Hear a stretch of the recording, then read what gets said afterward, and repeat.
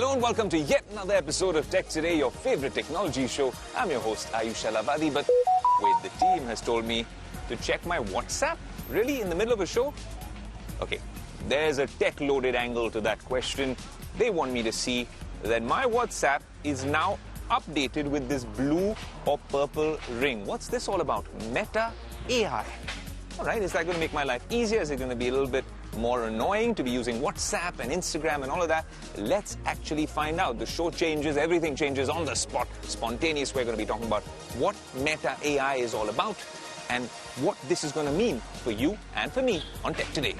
So what is Meta AI, or this new little purple-blue ring you'll see on your WhatsApp or maybe in Instagram as well? It's Meta's AI tool. It's their chatbot, their answer to ChatGPT or Gemini or what you were using as Bard from Google earlier. Now you have it across Meta's platforms. Why is it relevant that it's here in India? Look, Instagram has the maximum user base here in India, nearly 360 million active users in India alone, more than the US and Brazil combined. If you're talking about WhatsApp, it's the most used chat app here in India. Even the others have come, like Telegram and the like, but WhatsApp has over 500 million active users. If you are on any chat and you want to call out to Meta AI, all you need to do is @ Meta AI. Like you mention your friends in chats, let's ask it our first question. I've been really bored of doing the show from all over the world and I haven't been able to visit my favorite city, Goa. So let's plan a road trip with the boys to Goa, and we're obviously going to be leaving here from Mumbai. And just like that, in a matter of seconds, a road trip to Goa from Mumbai. Sounds like a blast to Meta AI. They've given me day one, Mumbai to Goa, what the itinerary should look like, but it's looking like it's very touristy and North Goa-esque, right? Let me say, I want a more relaxed vacation in South Goa, not so touristy. Can Meta AI figure this out? I think its data sets are cut off sometime in 2023, but it has told me South Goa is a great choice for a more relaxed vacation. It's told me about accommodation, which beaches I should go to, which properties I can actually go to, food as well, and tips. Avoid peak season, rent a scooter. Well, it's done a fairly decent job. Then I want to show a German Shepherd on a South Goa beach surfing. I'm being specific. In a matter of seconds, I have been sent a photo by Meta AI of my favorite German Shepherd on a surfboard in South Goa. Even the water looks like it's South Goa. Even the small little shacks out there look a lot like South Goa. And this is mind-boggling. But if you think that this is something that you'd be misled by, there's two giveaways. Firstly, it's airbrush, so it looks a little cartoonish. I'm guessing it'll get better with every rendition. And you have this thing saying, imagined with AI, with the Meta AI logo, which is important if we talk about safeguards and guardrails being put into place with AI. Here's where it begins. Let's ask it who won last year's IPL.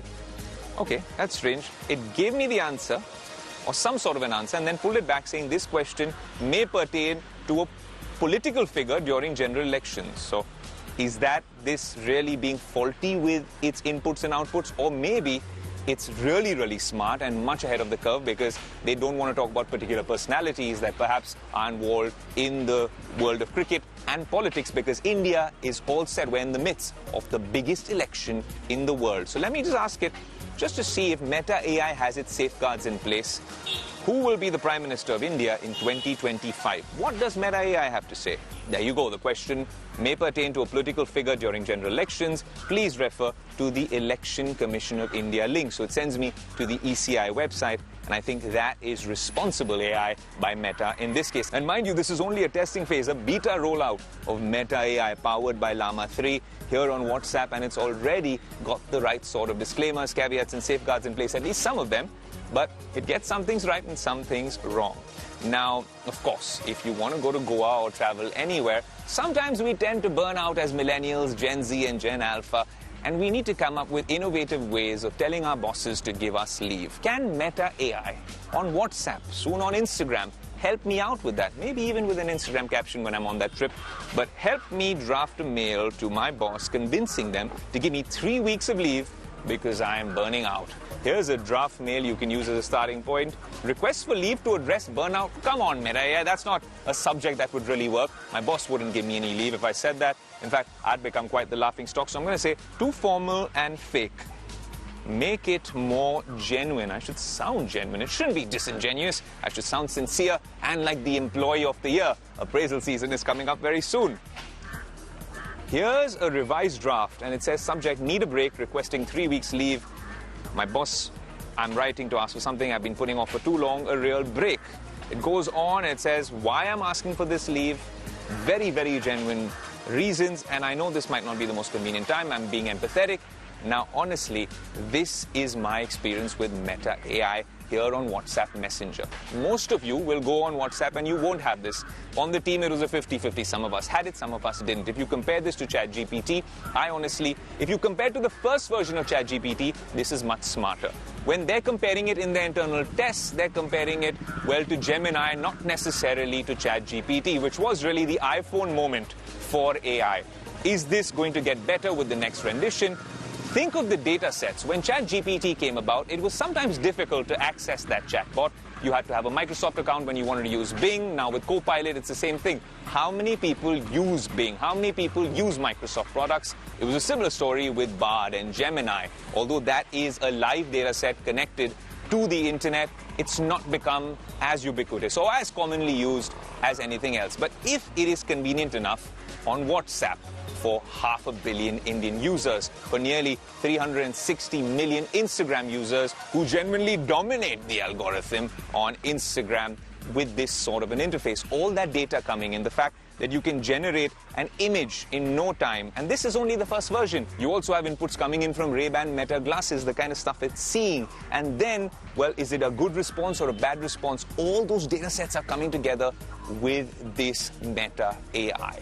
You put all of this together and their bet in virtual reality, augmented reality, the sort of inputs coming into Meta AI are unparalleled. If they use it the right way, and honestly, it's marketed the right way. And the UI, the user experience, is as intuitive as it seems right now, gets better with maybe a voice assistant, integrated seamlessly, maybe also opening this up to the developer community. You have this in your cars, you have this on your watches, you have this on Apple devices, you have this on Android devices. This could be the big blockbuster moment for AI yet again in 2024. Meta AI, your first look, only and only on Tech Today.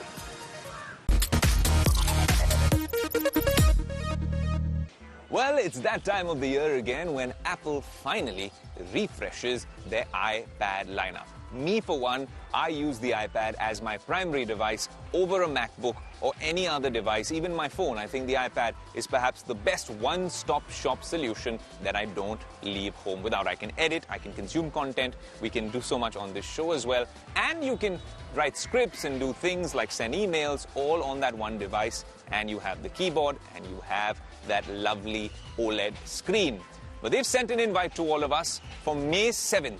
That's the date that we all need to pencil in literally. That's what the invite says as well, because it has an Apple Pencil, a splash of color. We can genuinely expect something to do in that ecosystem with iPads and, of course, with OLED screens and some vibrant colors. We're really excited, but what exactly does the Tech Today team expect? Well, here's a Tech Today report.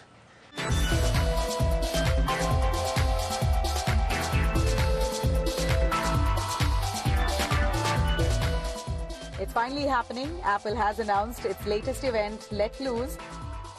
And all signs point towards one thing. The tech giant is going to announce a much-awaited upgrade to its iPad lineup. And it all starts with the performance powerhouse, the iPad Pro. That's not all. There could be a design change on the cards as well. Could the iPad Pro get the titanium frame of the iPhone 15 Pro? Maybe that's a case of wishful thinking, isn't it? But rumor has it that the big change this year could be the introduction of OLED screens.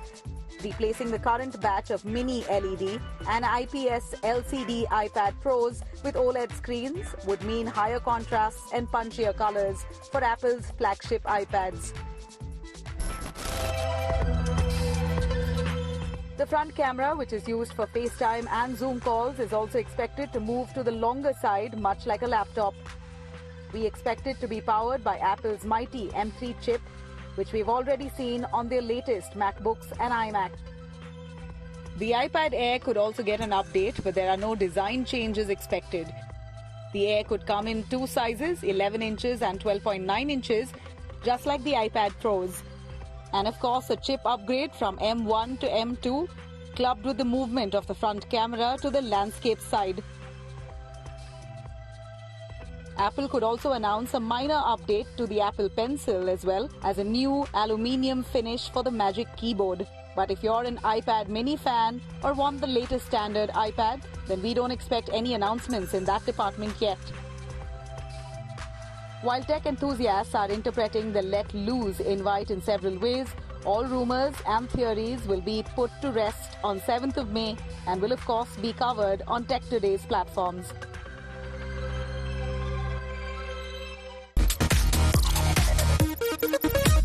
You know why I love the technology world so much? It's because of one unique trait, which isn't necessarily innovation, it's actually resilience. Every time someone criticizes what's happening in the tech world, in the smartphone space or the EV space, you always see those manufacturers and tech companies really leveling up. And that's what it's all about. It's binary, 0 and 1, trial and error, and then you call that innovation over repeated attempts. Take smartphones, for instance. Everyone said smartphones were no longer innovating. You have a small camera bump, a display bump, and then we see foldables like the OnePlus Open. Absolutely stellar performance, flagship specs, and of course you can't even see the crease and you have such a big display. It happens with EVs as well, with the Elon Musk effect for all other EV makers and all other traditional automakers as well. But one place that we thought there was a little bit of a slump is in laptops and PCs. I don't know how many people actually use PCs, but laptops are the mainstay for most of us in terms of getting our work done. What have we told you? That there is a very innovative laptop on Tech Today, one with a dual display. Would you believe me? Well, Pranav Dixit from Tech Today will bring you the details and be ready to have your mind blown altogether.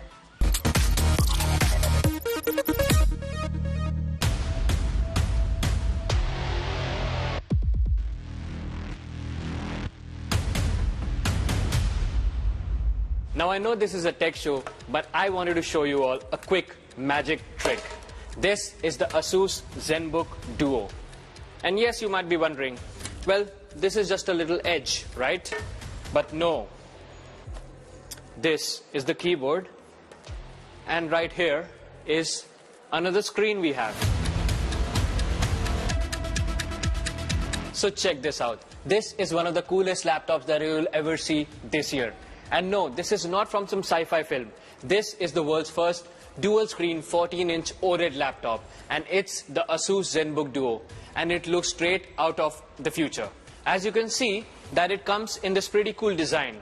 Obviously, the computer is the main component that has the two screens, and it has this detachable keyboard.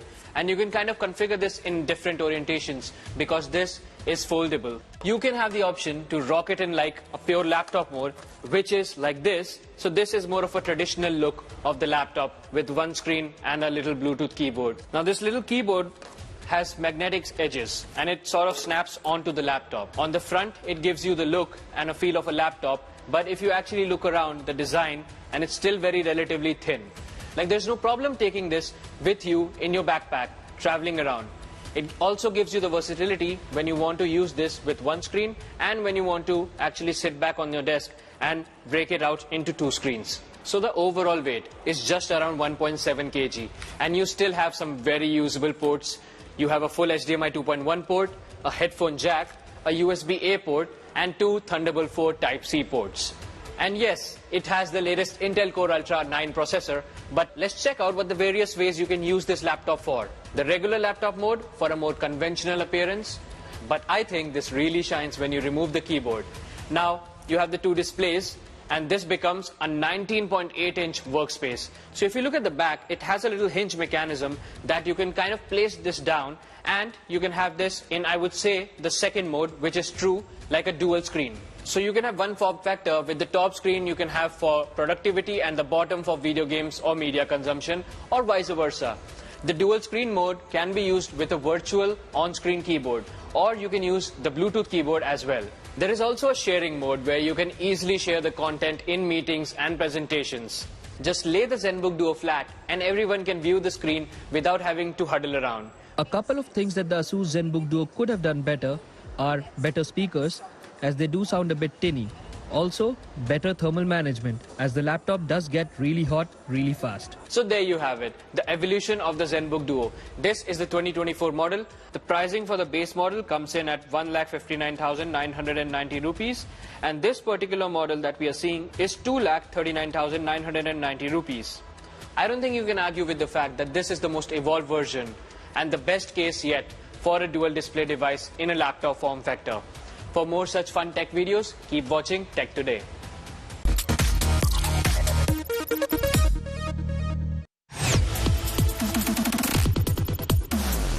Now it's time for my favorite segment on the show, where all your tech queries are answered here on Tech Today. The first one comes from Priya. Priya, thanks so much for watching the show and tuning in across our platforms. And she asks, saying, what about the EV policy? Will this benefit other players? And I'm guessing other players apart from Elon Musk. This is a very pertinent question, and we have an answer for you.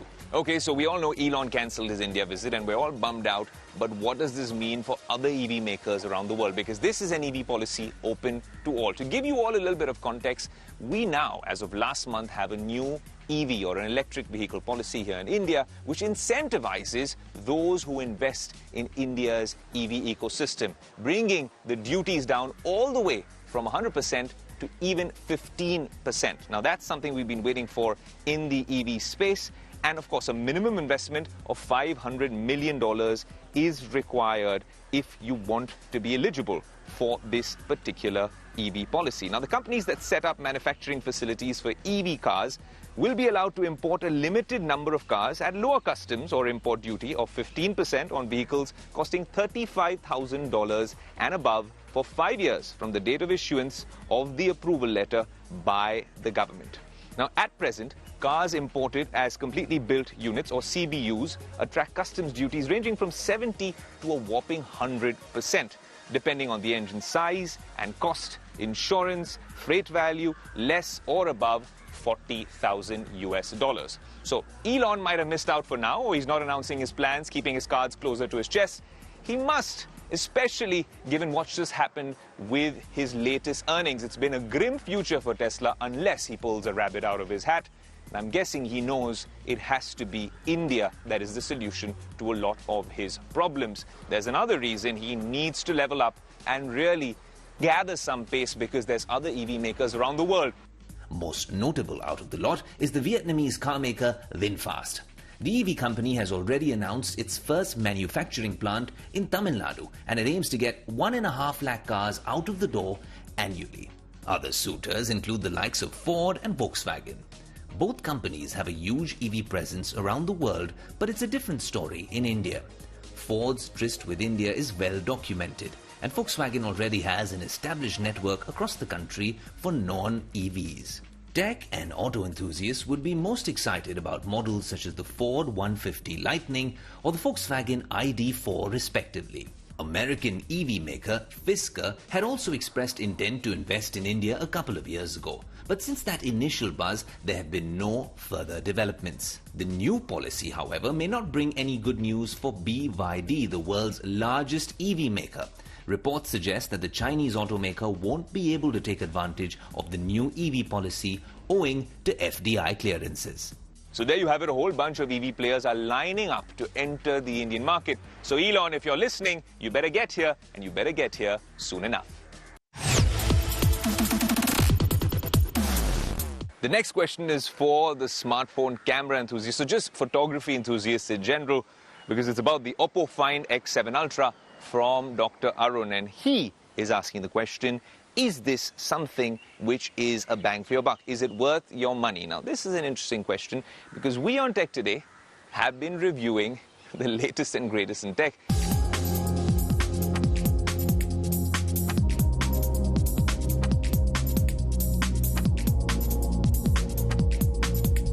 The Oppo Find X7 Ultra, and I have only one word to really describe how we feel about this device.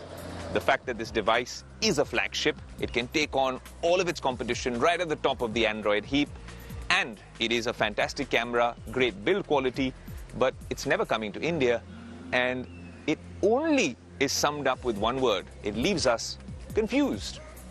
Let me explain why we are confused. First, I have to tell you about the specs of this device. In terms of the camera, you have a quad camera setup with 50 megapixel lenses. A 1-inch sensor from Sony is the showstopper. The display is a 6.82-inch LTPO AMOLED panel, 120Hz refresh rate, and shows over 1 billion colors. A flagship Snapdragon 8 Gen 3 chipset is at the heart of this device, along with Oppo's Trinity engine. There's also 16 GB RAM, expandable by 12 gigs virtual RAM. It runs on Android 14 with a color OS skin on it. Here are some camera samples, some shots we've taken on this device, and honestly, it can replace most point-and-shoot cameras.